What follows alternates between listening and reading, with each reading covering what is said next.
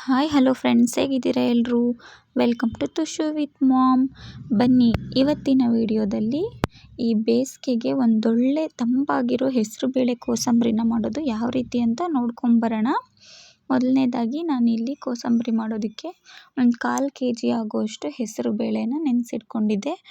ಒಂದು 3ರಿಂದ 4 ಅವರ್ ನೆನೆಸಿದ್ರೆ ಸಾಕು. ನೆನೆಸ್ಬಿಟ್ಟು ನೀರನ್ನೆಲ್ಲ ಸೋಸ್ಬಿಟ್ಟು ಇಟ್ಕೊಂಡಿದ್ದೀನಿ. ಹಾಗೆ ಒಂದು ಬೌಲ್ ಆಗೋಷ್ಟು ತೆಂಗಿನಕಾಯಿ ತುರಿ, ಒಂದು ಸೌತೆಕಾಯಿನ ನಾನು ಚಿಕ್ಕ ಚಿಕ್ಕದಾಗಿ ಕಟ್ ಮಾಡಿಟ್ಕೊಂಡಿದ್ದೀನಿ. ಹಾಗೆ ಒಂದು ಕ್ಯಾರೆಟನ್ನು ತುರಿದಿಟ್ಕೊಂಡಿದ್ದೀನಿ.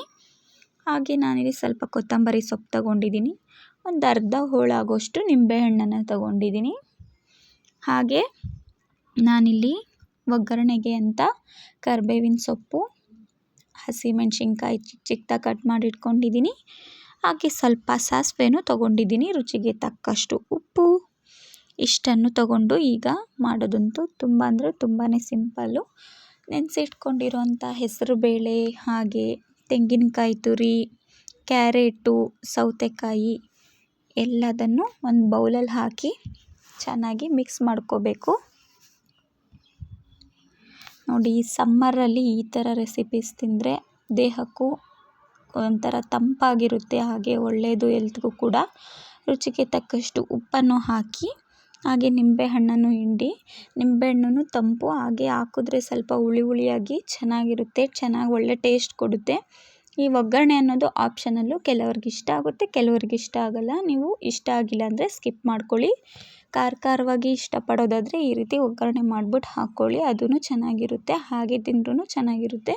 ನೋಡಿ, ನಾನಿಲ್ಲಿ ಒಲೆ ಮೇಲೆ ಒಂದು ಬಾಣಲಿ ಇಟ್ಬಿಟ್ಟು ಅದಕ್ಕೆ ಸ್ವಲ್ಪ ಎಣ್ಣೆ ಬಿಟ್ಬಿಟ್ಟು, ಹಾಗೆ ಎಣ್ಣೆ ಬಿಸಿ ಆದಮೇಲೆ ಸಾಸಿವೆ ಹಾಕಿ, ಸಾಸಿವೆ ಎಲ್ಲ ಚೆನ್ನಾಗಿ ಸಿಡಿಸ್ಕೋತಾ ಇದ್ದೀನಿ. ನೋಡಿ, ಸಾಸಿವೆ ಚೆನ್ನಾಗಿ ಸಿಡಿತಾ ಇದೆ. ಸಾಸಿವೆ ಸಿಡಿದಾದ್ಮೇಲೆ ಅದಕ್ಕೆ ಕಟ್ ಮಾಡಿಟ್ಕೊಂಡಿರೋಂಥ ಹಸಿಮೆಣ್ಸಿನ್ಕಾಯಿನ ಹಾಕ್ತಾಯಿದ್ದೀನಿ. ಅದು ಖಾರ ಎಲ್ಲ ಬಿಟ್ಕೊಂಡಿದೆ ಎಣ್ಣೆಲಿ. ಈಗ ಕರಿಬೇವಿನ ಸೊಪ್ಪನ್ನು ಹಾಕಿಬಿಟ್ಟು ಒಂದು ಸ್ವಲ್ಪ ಲೈಟಾಗಿ ಫ್ರೈ ಮಾಡಿಕೊಂಡು ಅದನ್ನು ಮಿಕ್ಸ್ ಮಾಡಿಟ್ಕೊಂಡಿರೋಂಥ ಮಿಶ್ರಣದ ಜೊತೆ ಸೇರಿಸ್ತಾ ಇದ್ದೀನಿ. ನೋಡಿ, ಹಾಕ್ಕೊಂಡು ಚೆನ್ನಾಗಿ ಇದನ್ನೆಲ್ಲ ಮಿಕ್ಸ್ ಮಾಡಿದ್ರೆ ಹೆಸರುಬೇಳೆ ಕೋಸಂಬರಿ ರೆಡಿ. ಈ ಟೈಮಲ್ಲಿ ಮಕ್ಕಳಿಗೆಲ್ಲ ಇದನ್ನು ಆದಷ್ಟು ತಿನ್ನೋದಕ್ಕೆ ಕೊಡಿ, ತುಂಬಾ ಇಷ್ಟಪಟ್ಟು ತಿಂತಾರೆ. ನೋಡಿದ್ರಲ್ಲ ಫ್ರೆಂಡ್ಸ್, ಇವತ್ತಿನ ಈ ರೆಸಿಪಿ ನಿಮಗೆ ಇಷ್ಟ ಆಗಿದ್ದರೆ ತಪ್ಪದೆ ಲೈಕ್ ಮಾಡಿ, ಕಮೆಂಟ್ ಮಾಡಿ, ನಿಮ್ಮ ಫ್ರೆಂಡ್ಸ್ ಆ್ಯಂಡ್ ಫ್ಯಾಮಿಲಿ ಜೊತೆನೂ ಶೇರ್ ಮಾಡಿ. ನೀವು ಮಾಡ್ಕೊಂಡು ತಿಂದು ಎಂಜಾಯ್ ಮಾಡಿ. ಇನ್ನೂ ಯಾರ್ಯಾರೆಲ್ಲ ನನ್ನ ಚಾನಲನ್ನು ಸಬ್ಸ್ಕ್ರೈಬ್ ಮಾಡದೆ ನೋಡ್ತಿದ್ದೀರಾ, ದಯವಿಟ್ಟು ಸಬ್ಸ್ಕ್ರೈಬ್ ಮಾಡಿಕೊಂಡು ಸಪೋರ್ಟ್ ಮಾಡಿ ಅಂತ ಹೇಳ್ತಾ ಮುಂದಿನ ವೀಡಿಯೋದಲ್ಲಿ ಸಿಗೋಣ. Thank you for watching.